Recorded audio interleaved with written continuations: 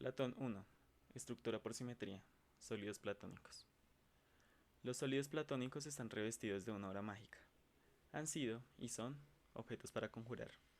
Se remontan a las profundidades de la prehistoria humana, y persisten como generadores de buena o mala suerte en algunos de los juegos más complejos, en especial Dungeons and Dragons. Su mística ha inspirado, además, algunos de los episodios más fructíferos en el desarrollo de las matemáticas y la ciencia. Una reflexión digna sobre la belleza encarnada debe detenerse en ellos. En su Melancolía 1, figura 4, Alberto Durero alude a la seducción de los sólidos regulares, aunque el sólido que aparece no es exactamente un sólido platónico. Técnicamente es un trapezoedro triangular truncado. Puede construirse estirando los lados de un octaedro de una manera peculiar. Quizá la filósofa está melancólica porque no puede entender por qué un siniestro murciélago ha arrojado ese sólido concreto, no exactamente platónico, en su estudio, en lugar de un ejemplo directo. Figura 4. La Melancolía 1 de Durero. Representa un sólido platónico truncado, un cuadrado muy mágico y muchos otros símbolos esotéricos. Para mí, capta bien las frustraciones que yo mismo experimento a menudo cuando utilizo el pensamiento puro para comprender la realidad. Por fortuna, no siempre ocurre así. Polígonos regulares.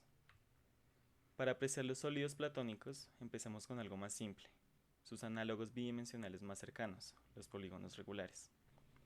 Un polígono regular es una figura plana con todos los lados iguales, que se encuentran a ángulos iguales. El polígono regular más simple, con tres lados, es un triángulo equilátero. Después tenemos los cuadrados, con cuatro lados.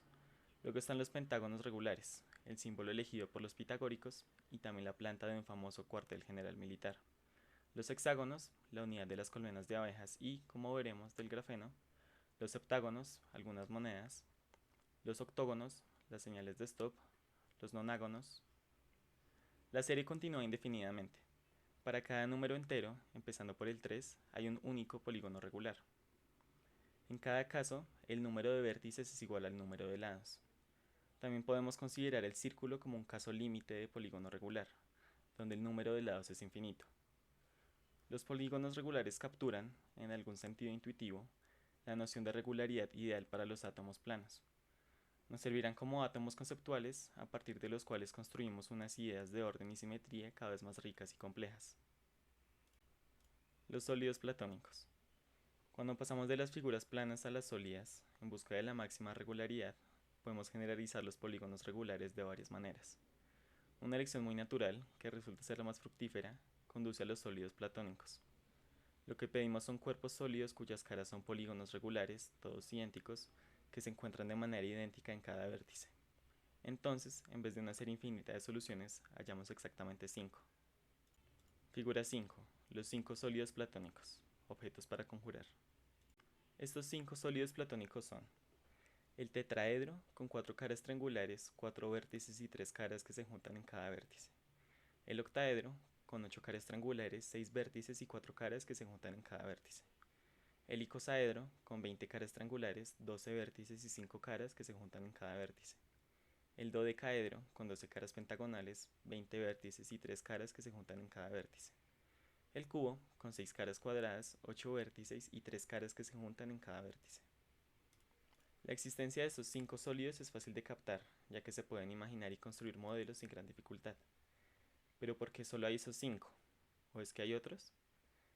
Para meter la cabeza en esa pregunta, nos damos cuenta de que los vértices del tetraedro, el octaedro y el icosaedro presentan 3, 4 y 5 triángulos juntándose, y nos preguntamos, ¿qué pasa si continuamos con 6? Entonces percibimos que 6 triángulos equiláteros que comparten un vértice yacen planos. Repetir ese bloque de construcción plano no nos permitiría completar una figura finita, que envuelva un volumen sólido. En vez de eso, nos conduce a una disección infinita de un plano, como se ve en la figura 6. Figura 6. Las tres superficies infinitas platónicas. Solo se muestran unas porciones finitas de ellas. Estas tres disecciones regulares del plano pueden, y deben, considerarse familiares de los sólidos platónicos tradicionales. Son sus hermanos pródigos que se van y nunca vuelven a la casa. Encontramos resultados similares si juntamos 4 cuadrados o 3 hexágonos. Estas tres disecciones regulares del plano son unos suplementos dignos de los sólidos platónicos. Los encontraremos encarnados en el microcosmos, figura 29. Figura 29. La estructura del grafeno. Cada núcleo de carbono comparte electrones con otros 3 situados en los vértices de un triángulo equilátero. En este patrón de colmena, que se puede extender de manera indefinida, reconocemos una de las 3 superficies platónicas infinitas. Si intentamos juntar más de 6 triángulos equiláteros, más de 4 cuadrados, o más de 3 de cualquiera de los polígonos de más lados, nos quedamos sin espacio. Simplemente no podemos acomodar los ángulos acumulados. Y por tanto, los 5 sólidos platónicos son los únicos sólidos regulares finitos. Este extraordinario núcleo finito específico, esto es 5, emerge de consideraciones de regularidad geométrica y simetría. La regularidad y la simetría son cosas naturales y bellas que considerar, pero no tienen una conexión directa u obvia con números específicos. Platón interpretó esta emergencia profunda de una manera asombrosamente creativa, como veremos. Prehistoria. Ocurre a menudo que la gente famosa se lleva el mérito por los descubrimientos de otros. Se trata del efecto Mateo identificado por el sociólogo Robert Merton, basado en esta observación del Evangelio según San Mateo. Porque al que tiene se le dará más y tendrá en abundancia, pero al que no tiene se le quitará aún lo que tiene. Y así es para los sólidos platónicos. En el Museo Ashmoleano de la Universidad de Oxford se puede ver un exhibidor con 5 piedras talladas procedentes de Escocia y datadas de 2000 a.C., que parecen ser materializaciones de los sólidos platónicos, aunque algunos estudiosos lo debaten. Lo más probable es que se utilizaran en algún tipo de juego de dados. Imaginemos unos hombres de las cavernas apiñados alrededor del fuego comunal, absortos en una versión paleolítica de Dungeons and Dragons. Pero es probable que fuera un contemporáneo de Platón, Teeteto, 417 a 369 a.C., quien probara matemáticamente por primera vez que esos 5 cuerpos son los únicos sólidos regulares posibles. No está claro hasta qué punto Teeteto fue inspirado por Platón o viceversa, o si había algo en el aire ateniense que ambos respiraban. En cualquier caso, los sólidos platónicos recibieron ese nombre porque Platón los utilizó creativamente en un trabajo de genio imaginativo para construir una teoría visionaria del mundo físico. Figura 7. Anticipaciones preplatónicas de los sólidos platónicos, probablemente utilizados en juegos de dados cerca de 2000 a.C. Retrocediendo mucho más, percibimos ahora que algunas de las criaturas más simples de la biosfera, incluidos los virus y las diatomeas, que no son pares de átomos, sino unas algas marinas que suelen desarrollar complejos exoesqueletos platónicos, no solo descubrieron, sino que encarnaron literalmente los sólidos platónicos mucho antes de que el ser humano llegara a la Tierra. El herpes virus, el virus de la hepatitis B, el virus del SIDA y muchos otros bichos asquerosos tienen la forma del icosaedro o del dodecaedro.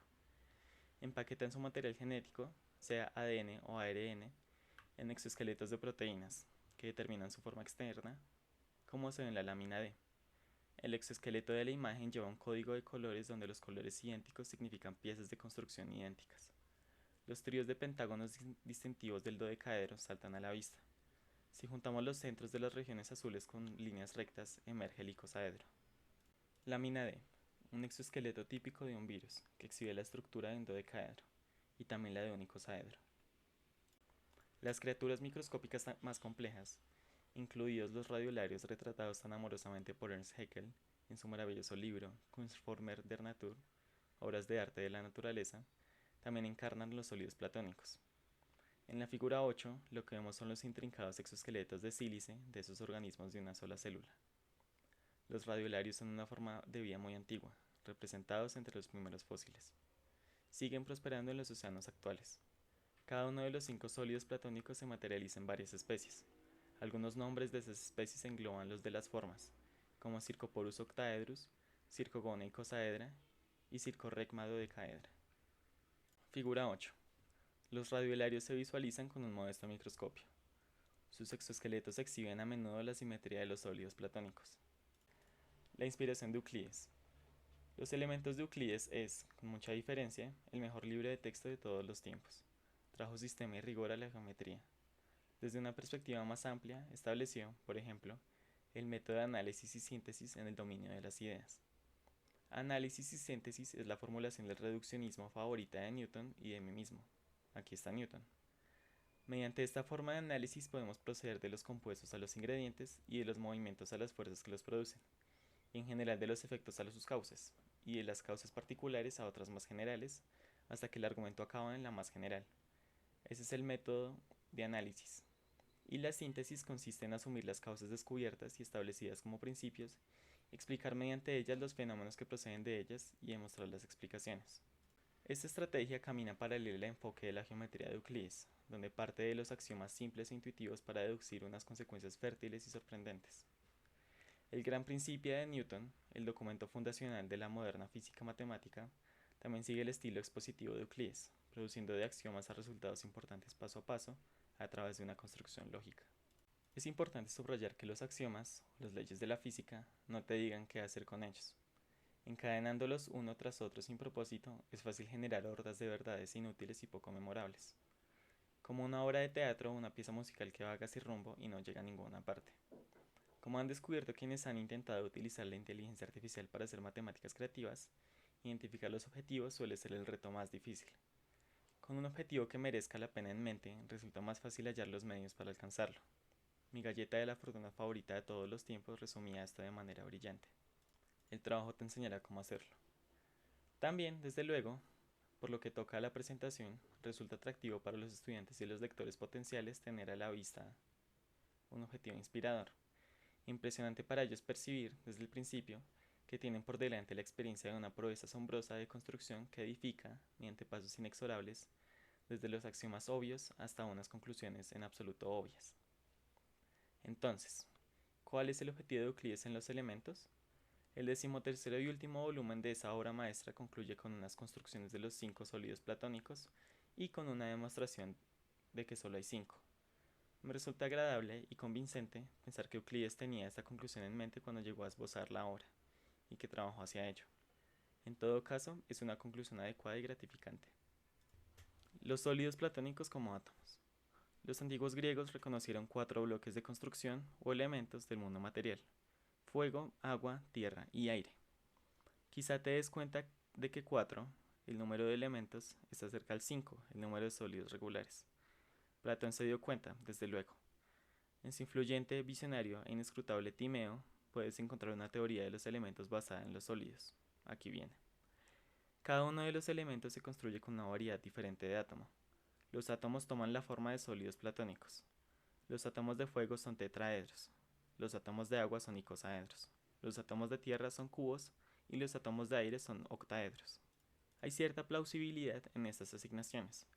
Tienen poder explicativo. Los átomos de aire tienen puntas agudas, lo que explica por qué el contacto con el fuego es doloroso.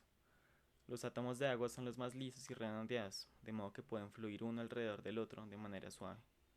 Los átomos de tierra pueden empaquetarse muy juntos y llenar el espacio sin dejar huecos. El aire, siendo a la vez caliente y húmedo, presenta unos átomos intermedios entre los de fuego y agua.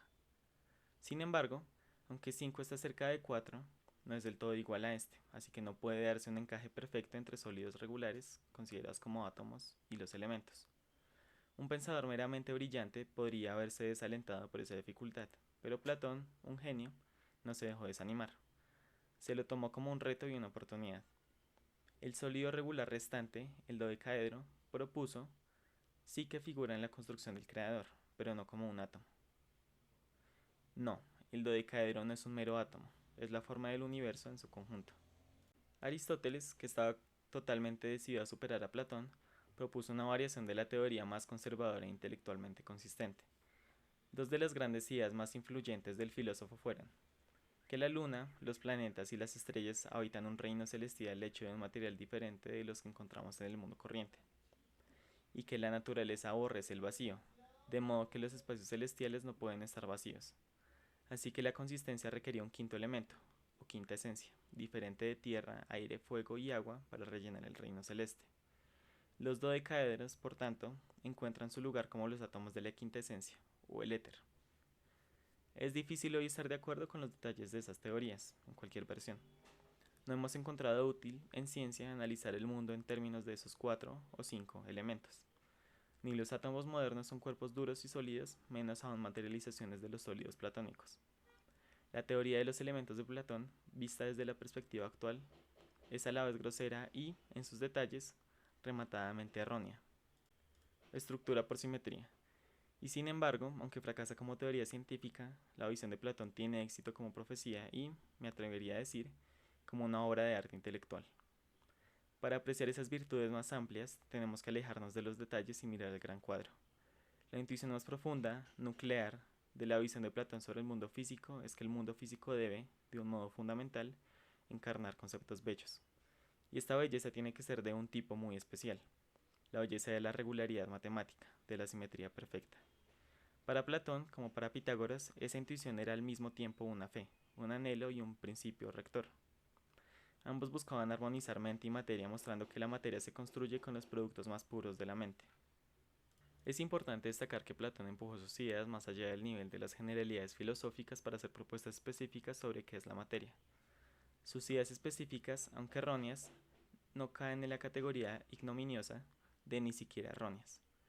Platón incluso hizo algunos gestos en la dirección de comparar su teoría con la realidad, como hemos visto. El fuego duele porque los tetraedros tienen puntas agudas, el agua fluye porque los icosaedros se deslizan uno sobre el otro con facilidad, y así sucesivamente. En su diálogo Timeo, donde todo eso se desarrolla en detalle, también puedes encontrar algunas explicaciones caprichosas de lo que podríamos llamar reacciones químicas y propiedades de los materiales compuestos, es decir, no elementales, basadas en la geometría de los átomos. Pero estos esfuerzos de usar y tirar se quedan tristemente cortos para cualquier cosa que pudiéramos sentirnos tentados de considerar una comprobación experimental seria de una teoría científica, y más lejos aún de la explotación de la perspicacia científica con propósitos prácticos. Con todo, la visión de Platón anticipa las modernas ideas que ahora están en la vanguardia del pensamiento científico de varias maneras. Aunque los bloques de construcción de la materia que propuso Platón no son los que conocemos hoy, la idea de que hay solo unas pocas clases de bloques de construcción que existen en muchas copias idénticas sigue siendo fundamental. Más allá de ese nivel de vaga inspiración, la estrategia más específica de la visión de Platón, derivar estructura de la simetría, resuena a lo largo de las épocas. Nos conduce un pequeño número de estructuras especiales a partir de consideraciones puramente matemáticas, consideraciones de simetría, y se las propone en la naturaleza como elementos candidatos para su diseño. El tipo de simetría matemática que invocaba Platón para llegar a su lista de bloques de construcción es algo diferente de la simetría que utilizamos hoy. Pero la idea de que hay simetría en los cimientos de la naturaleza ha llegado a dominar nuestra comprensión de la realidad física. La inverosímil idea de que la simetría dicta la estructura, que se puede usar requerimientos exigentes de perfección matemática para converger en una pequeña lista de posibles materializaciones, y luego usar la lista como un manual de construcción para nuestro modelo del mundo, se ha convertido, y los confines aún por cartografiar de lo desconocido, la estrella que nos guía. Es una idea casi blasfema de pura audacia, pues pretende que podamos descifrar los métodos del trabajo del artesano, e indica precisamente cómo hacerlo, y como veremos, ha resultado ser profundamente correcta. Platón usaba la palabra demiurgo para denotar al creador del mundo físico tal y como lo conocemos. Artesano es una traducción convencional. La palabra ha sido elegida con cuidado. Refleja la creencia de Platón de que el mundo físico no es la realidad última. Al contrario, hay un mundo eterno, intemporal, de las ideas, que existe antes e independientemente de cualquier encarnación necesariamente imperfecta de ellas. Una inteligencia inquieta y artística, el artesano, fabrica sus creaciones a partir de las ideas, usándolas como moldes. El Timeo no es fácil de interpretar y puede resultar tentador tomar la oscuridad por profundidad. Dicho lo cual, a mí me parece interesante e inspirador que Platón no se detenga en los sólidos platónicos, sino que considere cómo los átomos de esas formas pueden a su vez construirse como objetos físicos a partir de triángulos más primitivos. Los detalles, por supuesto, son ni siquiera erróneos, pero el instinto de tomarse en serio su modelo, hablar en su lenguaje y empujarlo hasta el límite es profundamente correcto. La idea de que los átomos pueden tener subcomponentes anticipa la ambición moderna de analizar cada vez más hondo. Y la idea de que esos subcomponentes tal vez no existan normalmente como objetos separados y que solo pueden hallarse formando parte de objetos más complejos es una posibilidad materializada en los actuales quarks y gluones, confinados eternamente en el interior de los núcleos atómicos.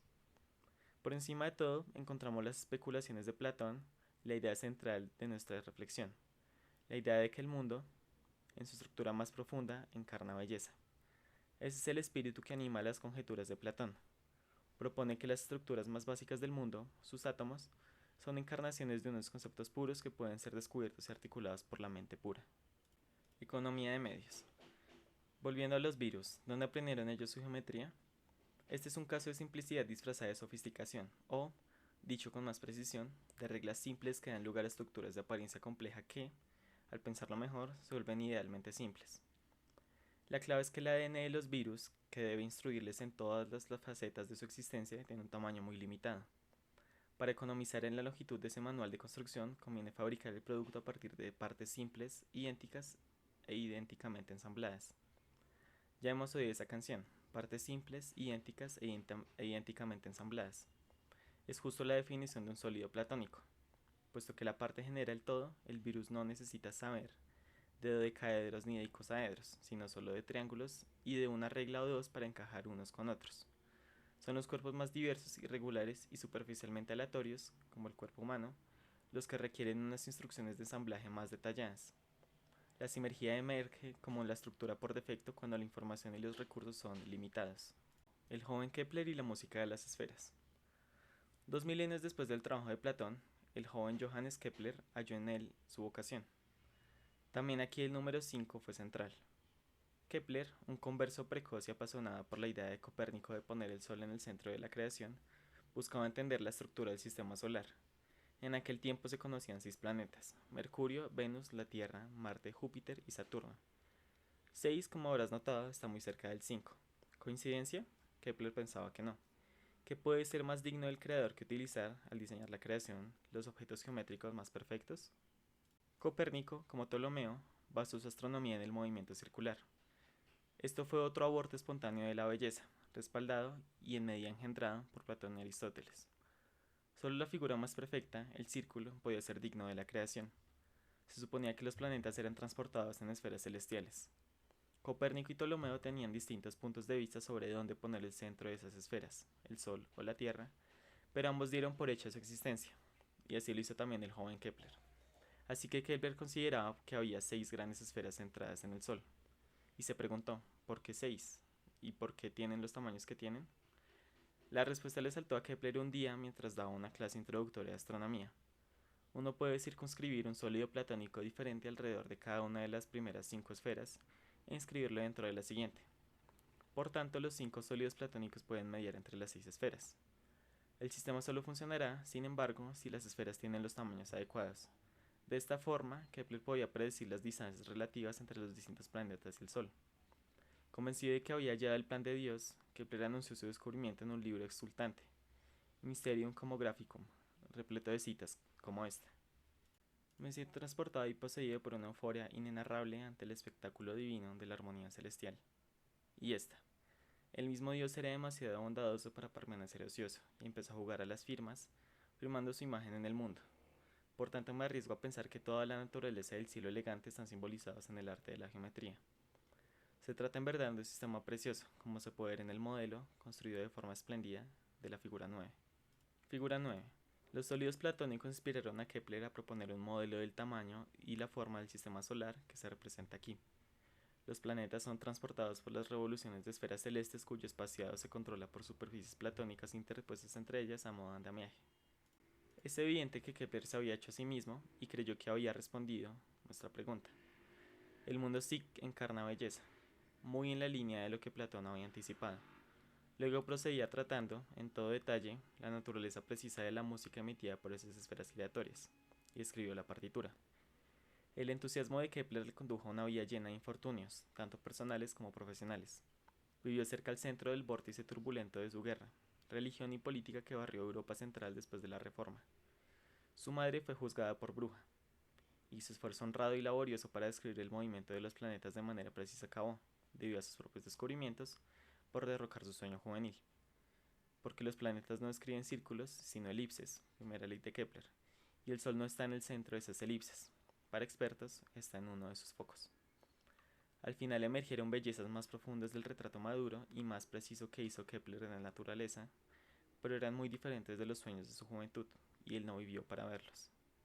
Verdades profundas.